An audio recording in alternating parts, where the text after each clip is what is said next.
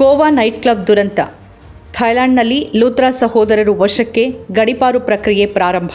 ಗೋವಾದ ಅರ್ಪೋರಾ ನೈಟ್ ಕ್ಲಬ್ನಲ್ಲಿ ಸಂಭವಿಸಿದ ಭೀಕರ ಬೆಂಕಿ ಅವಘಡದಲ್ಲಿ 25 ಮಂದಿ ಸಾವನ್ನಪ್ಪಿದ ಬಳಿಕ ಭಾರತದಿಂದ ಪರಾರಿಯಾಗಿದ್ದ ದಿಲ್ಲಿಯ ಉದ್ಯಮಿ ಸಹೋದರರಾದ ಸೌರವ್ ಮತ್ತು ಗೌರವ್ ಲೂಥ್ರಾ ಅವರನ್ನ ಥೈಲ್ಯಾಂಡ್ ಪೊಲೀಸರು ವಶಕ್ಕೆ ಪಡೆದಿದ್ದಾರೆ ಅಂತ ವರದಿಯಾಗಿದೆ. ಕೈಕಟ್ಟಿ ಪಾಸ್ಪೋರ್ಟ್ಗಳನ್ನು ಹಿಡಿದಿರುವ ಸ್ಥಿತಿಯಲ್ಲಿ ಸ್ಥಳೀಯ ಪೊಲೀಸ್ ಅಧಿಕಾರಿಗಳ ನಡುವೆ ನಿಂತಿರುವ ಅವರ ಚಿತ್ರಗಳು ವೈರಲ್ ಆಗಿದೆ. ರೋಮಿಯೋ ಲೇನ್ ಎಂಬ ಪ್ರಸಿದ್ಧ ರೆಸ್ಟೋರೆಂಟ್ ನೈಟ್ ಕ್ಲಬ್ ಅನ್ನ ಭಾರತ ಮತ್ತು ವಿದೇಶದ 22 ನಗರಗಳಲ್ಲಿ ನಡೆಸುತ್ತಿರುವ ಲೂಥ್ರಾ ಸಹೋದರರು ಶನಿವಾರ ತಡರಾತ್ರಿ ಅವರ birch by Romeo lane night ಕ್ಲಬ್ನಲ್ಲಿ ಬೆಂಕಿ ಅವಘಡ ಕಾಣಿಸಿಕೊಂಡ ಕೆಲವೇ ಗಂಟೆಗಳಲ್ಲಿ ಫುಕೇಟ್ಗೆ ಪಲಾಯನ ಮಾಡಿದ್ರು.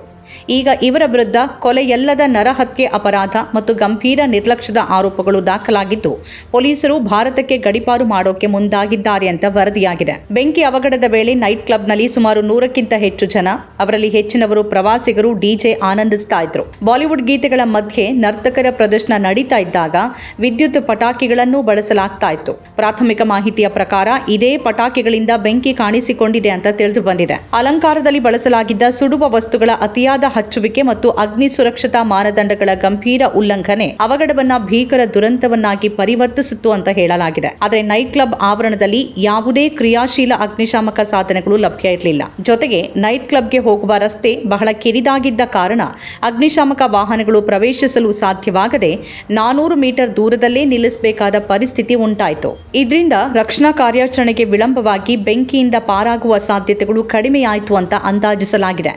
ಅವಘಡದಲ್ಲಿ 25 ಜನ ಮೃತಪಟ್ಟಿದ್ದು 6 ಮಂದಿಗೆ ಗಾಯಗಳಾಗಿವೆ. ದುರಂತಕ್ಕೆ ಕಾರಣವಾದ ನಿರ್ಲಕ್ಷ್ಯಕ್ಕೆ ಹೊಣೆಗಾರರಾಗಿರುವ ಲೂಥ್ರಾ ಸಹೋದರರು ವಿದೇಶಕ್ಕೆ ಪರಾರಿಯಾಗಿರೋದು ದೊಡ್ಡ ವಿವಾದಕ್ಕೆ ಕಾರಣವಾಗಿದೆ. ಗೋವಾ ಹಾಗೂ ಕೇಂದ್ರ ತನಿಖಾ ಸಂಸ್ಥೆಗಳು ಇವರ ಗಡೀಪಾರು ಪ್ರಕ್ರಿಯೆಯನ್ನ ವೇಗಗೊಳಿಸೋಕೆ ಥೈಲ್ಯಾಂಡ್ ಅಧಿಕಾರಿಗಳೊಂದಿಗೆ ಸಂಪರ್ಕದಲ್ಲಿದ್ದು, ಶೀಘ್ರದಲ್ಲೇ ಅವರನ್ನ ವಿಚಾರಣೆಗೆ ಹಾಜರುಪಡಿಸುವ ನಿರೀಕ್ಷೆ ಇದೆ.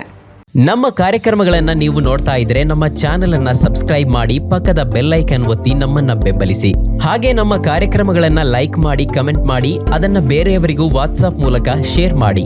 ನೀವು ಹೀಗೆ ಮಾಡಿದಾಗ ನಮ್ಮ ಚಾನೆಲ್ ಇನ್ನಷ್ಟು ಮತ್ತಷ್ಟು ಜನರಿಗೆ ತಲುಪಲು ನೀವು ನಮ್ಮೊಂದಿಗೆ ಸಹಕರಿಸಿದ ಹಾಗಾಗುತ್ತೆ. ಇದು ನೀವು ಯಾವುದೇ ಖರ್ಚಿಲ್ಲದೆ ಕೆಲವೇ ಸೆಕೆಂಡುಗಳಲ್ಲಿ ನೀಡಬಹುದಾದ ಸಹಕಾರ. ಧನ್ಯವಾದಗಳು.